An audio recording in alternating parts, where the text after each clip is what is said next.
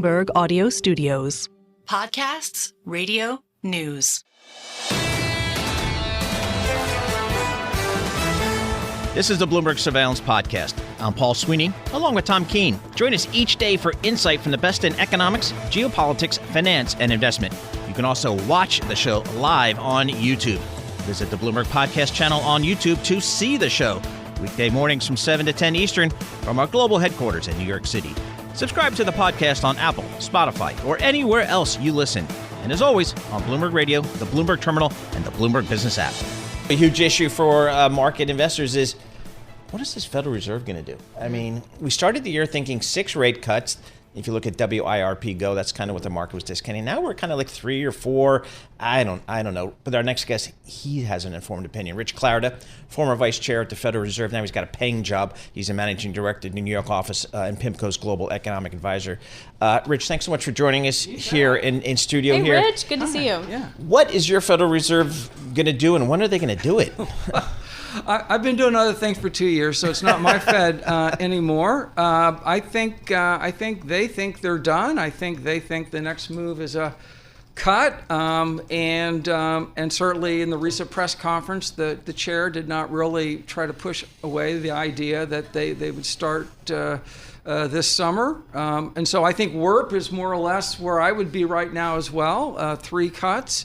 But I do think and hope that they are data dependent because the inflation data has been mixed at best. So I think it makes sense to start cutting now, but the pace and destination, I think, should depend on the inflation data, I hope. I've been talking about this all morning, Rich. Great to see you, by the way. Yeah. In terms of the Baltimore Bridge collapse. And I understand overall you can just go to a different port eventually. But in the short term, there could be an impact on disinflation for autos. And I'm wondering if we see disinflation stop for durable goods and good stuff, does that change the data, and does it change or push back a cut? Great question. I think on that, the crisp answer would be no, for the simple reason that it's potentially a big shock to auto prices, although I think other folks think it could be attenuated. But I think the Fed would tend to, and that would be a good approach to look through that. So it shouldn't change the Fed's 1 or 3 year inflation picture materially about this tragedy in Baltimore, and I think they would look through that. If that's the only thing going on. The tricky thing, of course, is that goods disinflation is a big part of getting down to 2% eventually. It's been happening in the last couple of years. But they need to be looking at that more closely because there are other factors pushing up goods prices, including supply chains and all reshoring and onshoring and all that. So right now they've been getting a lot of help with goods disinflation, but they'll need to keep on top of that. Rich, a lot of folks we talk to, whether they're academics or practitioners, they say inflation's already whipped. If you look at the real-time data, it's done. We're done. Why isn't the Federal Reserve not moving now? And perhaps it's because the Federal Reserve looks at data that's in the rearview mirror. How do you think about that argument? How do you kind of come back to that?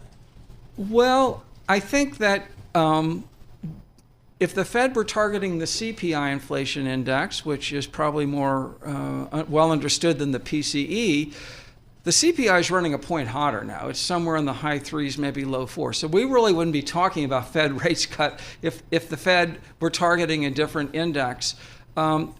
Also, I think the Fed will tend to look at the drivers of inflation, if you will, the trend in inflation. And a big part of that is labor cost. And wage inflation has come down, but it's still a little bit hot.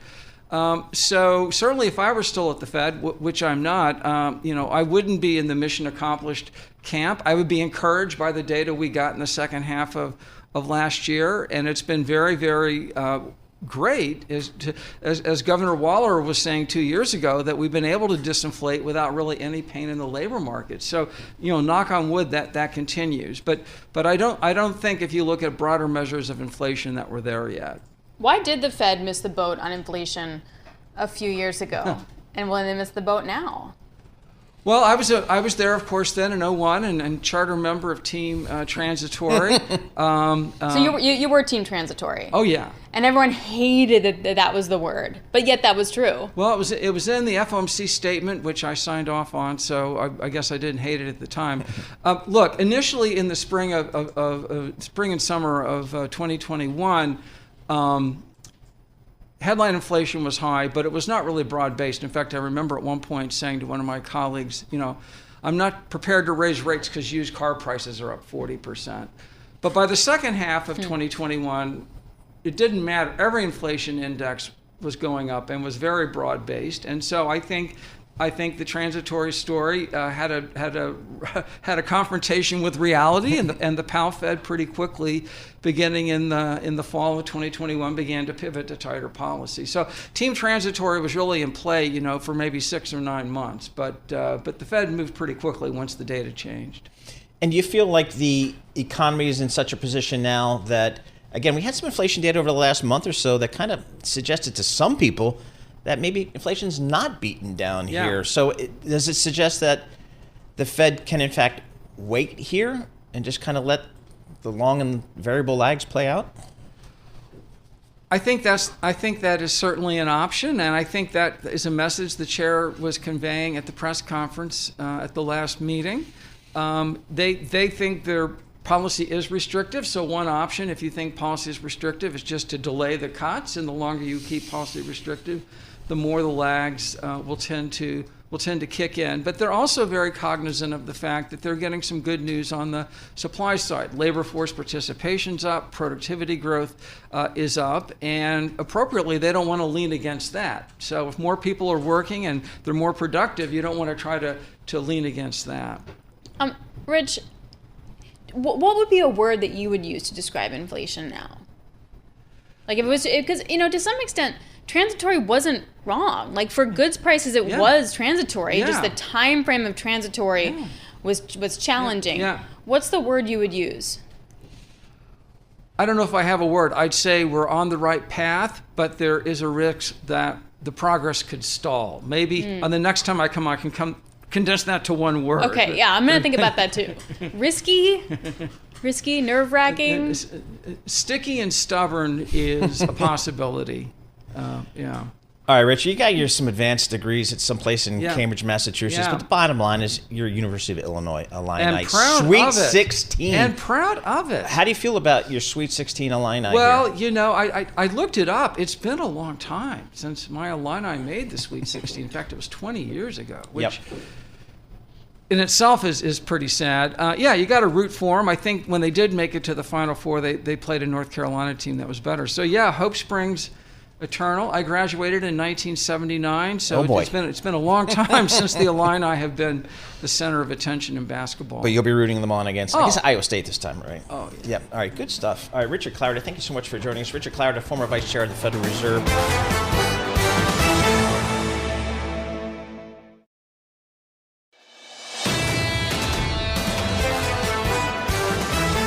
Let's go to Margie Patel. She is the Senior Portfolio Manager, Allspring Global Investments. Margie, thanks so much for joining us here.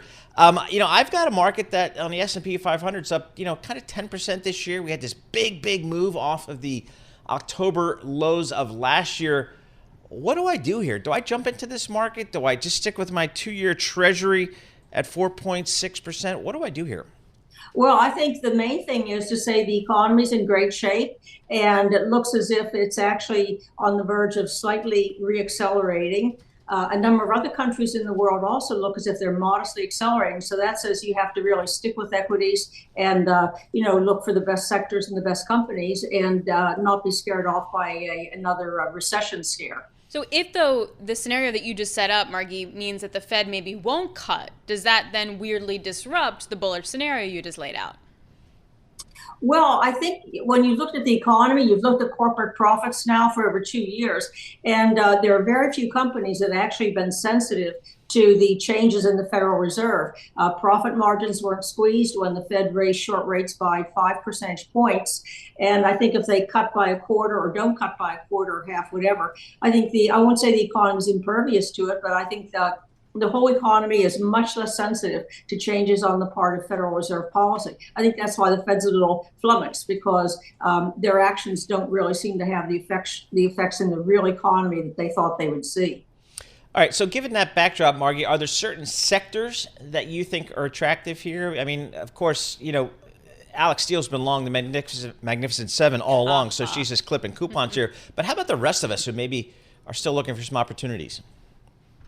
Well, I think if you look at what companies have sustainable growth, and that still is technology, that still is some of the very largest tech firms. I think they still have their momentum in place, and they'll continue to be winners. I think that we see a number of companies in the industrial space that are benefiting from higher capital expenditures, from reshoring. What just happened in Baltimore is, I think, one more straw on the camel's back that says companies may be rethinking having overseas operations and bringing more production home. And we also have a lot of capital expenditures for the whole economy to improve the power grid, to improve infrastructure. And I think those two will also help to keep the economy going in the industrial space. We think in healthcare it's mixed, but we think some companies have gotten through COVID, aren't too dependent on China for sales, and they should also do well if they can continue to think up new products that will benefit the healthcare system. I love that you brought up the industrial story and all the public money kind of flowing in.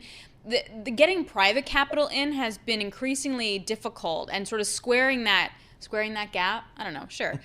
Filling that hole can be very tricky. Plus, companies that seem to have order books, they're not booking the revenue. Like, it's not as fast as we think it is. How do you play something like that? You're in like a structural shift, but still in a cyclical sector.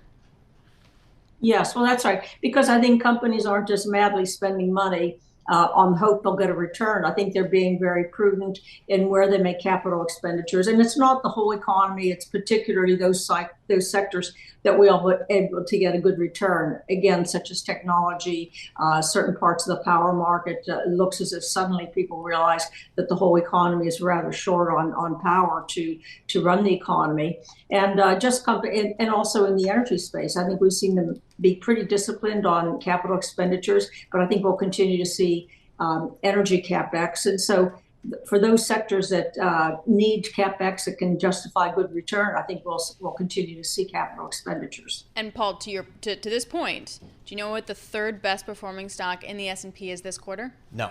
Constellation Energy. Oh, it is a power beautiful company behind Supermicro and NVIDIA. I like that. Up 58%. You are all over this theme, that is for sure. Hey, Margie, we've had the stock market rally 25% off of those late October lows here. Do I have to start calling into question valuation in this market? Well, it's hard to say how do you value something. Typically, people look at, say, the price earnings ratio compared to, say, the 10-year treasuries or something like that for whether something's overvalued or undervalued. But I think two things. I think that there's really no connection of the stock price and its price earnings ratio. It really comes down to investor expectations of future earnings. And secondly, if you look at, say, the average price earnings ratio or dividend yield to treasuries, I think you may be taken a little off course because I think that with so much treasury supply, we're likely to see treasury yields be somewhat higher than we might have thought for where inflation is, where the growth of the economy is. So that's why I think it's better to just look for companies that have sustainable earnings and say, let the market figure out if it should be a PE of 25 or 30 or 35, and just buy where we see sustainable growth. Margie, before I let you go, we need to channel Tom Keene, because he probably would have led with this anyway. Dollar yen, 151.09. What is the trade here?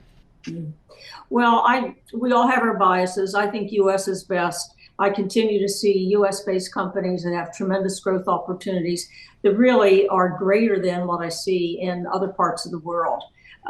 So I really couldn't comment on Japan. I'm glad to see they're creeping into positive interest rate territory. I think it's a great country, a very terrific economy, but I think U.S. has just as many opportunities, so I'll stick with the U.S. All right, Margie, thank you so much for joining us. As always, Margie Patel, Senior Portfolio Manager, Allspring Global Investments. Appreciate that. Joining us here in our Bloomberg Interactive Broker Studios, Marvin Loh. He's a senior strategist, global macro for this little shop up in Baltimore known as State Street, which was a go-to meeting for me when I was a sell-side analyst. Had to go to the good folks, Larry Haverty at State Street and all the good folks there. Marvin, I guess the Federal Reserve over the last week or so and other central banks have kind of said, yeah, we're mindful of inflation out there, but we still think we can cut rates. Is that kind of your view here as we look forward? Yeah, for sure. I mean, the signaling couldn't have been stronger.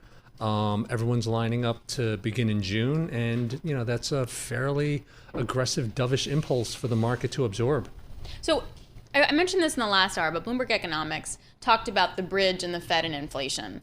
And their hypothesis is that not that necessarily if the bridge is closed for a while it will affect inflation, but that in terms of auto disinflation, that will slow, and that could actually push back the timing of a Fed cut. I guess the question is, do you agree, and does it matter? You know what? It ultimately doesn't matter because it will be temporary, but it does make data at a very important part of the process a little bit harder to analyze.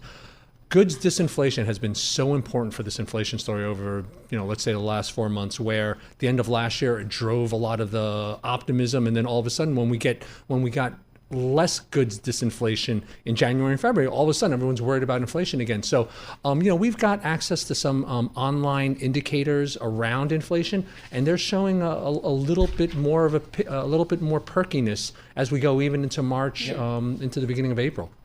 So, given that background, again, inflation's still there, although it's come down significantly from its peaks. We all know that.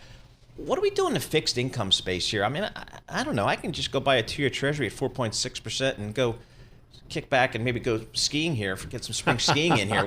What do I do here in the fixed income space? Yeah, for sure. I continue to like the shorter end of the curve exactly based on the reason that that you mentioned. You could lock in those yields if that's within your time horizon. We want to go skiing for a lot more than 2 years though, so we got to figure out what to do a little bit further out the curve. Kind of locking in some of the yields, particularly in the corporate space, has been a very attractive trade.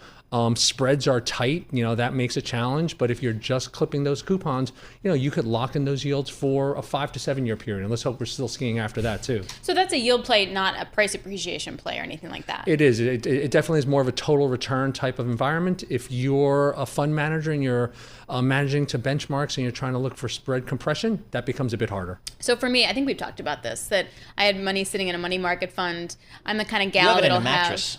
I'm the kind of gal that would have like gold and soup cans under her bed. Just to suffice it to say, I'm very risk averse. Right. And I'm wondering like what I do with that money market fund and that money under the bed. Like, do I just keep it there? Does that belong to somewhere else? And I sort of feel like we don't know yet. We thought it was a stock thing. Maybe not. It depends on how much money you've got under the mattress. For sure, it shouldn't all be there. All of it. Some of it. I still like the short end of the curve. I haven't extended that much because higher for longer means that we're probably going to be able to collect, a decent money market rate, potentially into the end of this year, which is what a lot of experts did not expect. Yeah. Kind of having said that, you do have to get into some of the riskier parts of the curve. Things are expensive, but I still think that there's tailwind for those risk assets. We look at the fixed income space in 2023. That kind of surprised me that the best performing fixed income market was a high yield. Double-digit gains in the high yield market last year, and with all the talk of recession, I was surprised that high yield did so well.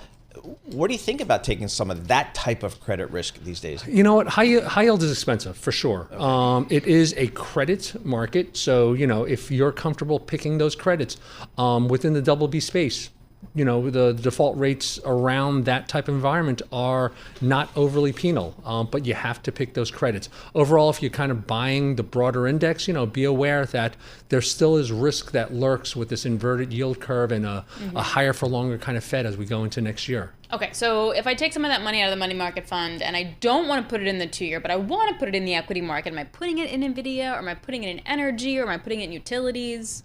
When do you need it? That's the first question. I do like... I don't know, 40, 50 years when I retire? There you go. 60 years. Then you're continuing to buy the U.S. Equity markets.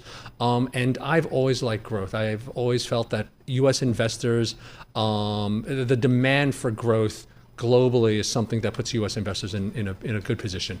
All right, Marvin, thank you so much for joining us. Marvin Loh, he's a senior strategist, global macro for State Street.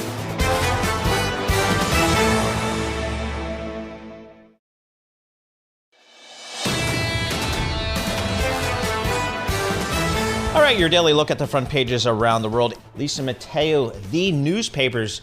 What do you have for us today? Well, we've been talking about the collision at the Baltimore Bridge. So I want to start here because apparently there's been some troubled history with that particular ship.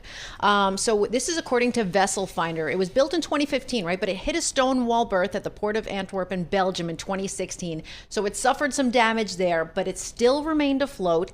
It was repaired. The Washington Post says that that ship, it was sold to Singapore-based Grace Ocean after the accident. But there's been different questions about mechanical questions concerning it. Last June, it did a safety inspection and found issues that were related to some of the gauges that were linked to the ship's propulsion, which we know that was a factor in the crash as well. But it's still not clear what exactly those issues were. But it's still, because we're having all these questions about what actually caused, the collision at the bridge. So these are just some things that came up as far as the history of the ship. So some questions behind it. Yeah, I wonder if I'm not a big seafarer person here, but I wonder if people are saying, like, are certain ships kind of cursed? I don't know if that's a thing, and if you're a mariner here. But if you're superstitious or, Irish, maybe. Exactly. So there's that. But I also feel like not only maybe there's certain ships, but I think you could pick apart anything. Like you could go to any ship and you could find some stuff that could be improved, right? You could also ask the question, why did the bridge crumble so fast? Like I read a report that maybe the supports needed to be updated. They weren't as thick as they could be. So I think it's going to be one of those things. And I did hear on the radio yesterday a report, the gentleman who designed the bridge saying the ship actually hit at the weakest point. Right. But it did come down very, very quickly. So again, Katie Lyons for Bloomberg Television. She is in Baltimore. We'll have continued coverage from Kaylee throughout the morning. All right. So the next one we have from the Wall Street Journal. NBC Universal's Peacock streaming service is going to be the exclusive platform for the NFL's opening week. It's a Friday game in Brazil featuring the Philadelphia Eagles. Now, this is the first game in South America, but the NFL also said that Amazon's Prime Video streaming service, they landed the rights for an exclusive streaming playoff game during the upcoming 2024-25 season. But the league is also scheduling a game on Christmas Day. So all this together, it brings up two things. It shows, it shows at least. So it shows that the league leaning towards streaming to get that younger audience. So that's one route. And then the other route is that you have the Brazil game on Friday. You have the Christmas Day, which is actually on a Wednesday. So is the NFL moving away from the traditional Sunday game, which, everybody's always, used to, Sunday night football. Alex is not buying this. Guys, is this really the NBC story of the morning? Or is it Ronna McDaniel? Oh, that's right. So is she out now? She's out. That was a fast hire. She's out. Yeah. That was a fast 4-day thing. I mean, that's great. Sports, they stream, they do stuff. Whatever, but Ronna McDaniel. I know. I also appreciate it, and I hope everyone's listening. Rich, this is for you. Is the New York Times led with, it shows the power of talent. Yes. The talent spoke out about it. We like this idea. Yeah, the talent came out against her pretty aggressively. aggressively. And then the rhetoric, at least the Times, was like, hey, it just shows the power of the talent if you choose to see it. So, we choose to see it. Yes. Adventure travel. I did like that. Oh, yes, adventure travel. Okay, so that's the next Paul's one. not into this. Definitely not. I know you like to sit on the beach with the cocktail. Yep. Adventure travel, not just for the young. Apparently, a lot more older folks. The ages have risen over the past few years. They're going on bike tours. We're talking about 5,600 miles, okay, on a bike tour. We're talking hiking the Appalachian Trail, surfing. Oh, you might like that one, Paul. Maybe. See? But the reason for this is because they're saying there's better gear. There's more accommodations, right? The 55 plus crowd, they've traveled more than their parents and grandparents have. So they've done the Rome, Paris. Now they want to go more extreme, and they have the time and the money. So those are the two things. We're doing our new plan is in like September of every year, we're going to do an international trip. So the first one is this September, we're going to Ireland. But it's a tour, and we're kind of doing the thing. No biking? Hiking, no? thing. I mean, hiking to the pub in each town we go to is probably it. My son is on a surfing trip up and down the California coast for his spring break with the Outdoors Club at his university. So He's surfing all the big breaks in California, and hopefully he'll survive. But yeah, I'm not adventure travel, please. You're not, no. Here's my adventure travel in my on the 20s. New York City subway twice a day. That's my adventure travel. Actually, that's not at all inaccurate. That's exactly right. So I mean, you're right. People are living longer. Yes. And we kind of thought, let's travel now while we can. Well, Yes. you did the ski trip. That was a little dangerous. Yeah, but that's everything. I've been No? doing skiing since ever. But we Does that decided, count? kind of, we're gonna each September we're gonna do something But international. we're I not like going to it. be like, But it's not roughing it. adventure. No, But we're not it's roughing just a not sitting on the beach thing. It's just something different. right. But there better be a Four Seasons involved somewhere along the line. It's That's all so I'm saying. true. I Yeah. think my next big trip will be a safari, but That would be nice. but that's just with my kid because she loves animals so much. But I think she's Okay. to be a little bit older. But I think Okay. that Yeah. will be what we're working for. All I right. love that. What else you got for us? Last I'm one, not sure I really like quickly. this story. Yeah, this is a little kicker And I here. say, where did Lisa get the story? The New York Post. Yeah. I love this story. Oh, it's Mike Tyson. We kidding? all know he's been selling edibles, right? But this one is going to be shaped like a chewed ear. So it's a callback, to Iron Mike's Heavyweight Showdown with Evander Holyfield. You can get them in New York, apparently. They're selling at certain places. They've already had Strain Stars over in Farmingdale, Housing Works in Greenwich Village, Grow Together in Brooklyn. Those are some of the places that already have them, but they're selling like hotcakes. People are ready for it. They're hyped up. He has that comeback fight against Jake Paul in July. So Wait, why do we not like this? This is brilliant marketing. It is. Brilliant marketing. You It got to is. respect the marketing, even if you're not going to go eat an ear. They don't look that bad. I mean, they look like one of those like one. I don't know. I'm making like a circular thing, or like it's like a rope. It's like a gummy rope or a something. gummy rope. Okay, like a lasso. Yeah. Exactly. Okay. Yeah, well, yeah. But I don't no, know. it's They're a not great sold. marketing pro. Yeah. I tell you, I'm Mike into Tyson, it. Mike Tyson stays on the front pages He does. all the time. You gotta respect that. He's always kind of in play there, either in his movies or doing all kinds of crazy Wait things. until that Jake Paul fight. He'll be Yep. back. Well, when When- is that again? July. July. And who is Jake Paul? Big YouTuber. Big Big YouTube guy. YouTuber. But he's Yes. young, right? But he's young. He's like almost half his age, I would think. And this is streaming on Netflix? Am I totally making that up? No, I think you're right. And this goes Yes. back Yes, to yeah, sports yes, streaming. Yes, because Yes. the Netflix Things. sports streaming. Yes. Yeah, they do. Yeah, so we'll have to see. All right, so and it kind of goes back to your first story about the NBC Universal Peacock streaming the NFL. Everything's going streaming, kids. So you better get ready for that. All right, that was Lisa Mateo with the newspaper wrap up. This is the Bloomberg Surveillance Podcast, bringing you the best in economics, geopolitics, finance, and investment. You can also watch the show live on YouTube. Visit the Bloomberg Podcast channel on YouTube to see the show. Weekday mornings from 7 to 10 Eastern from our global headquarters in New York City. Subscribe to the podcast on Apple, Spotify, or anywhere else you listen. And as always, on Bloomberg Radio, the Bloomberg Terminal, and the Bloomberg Business app.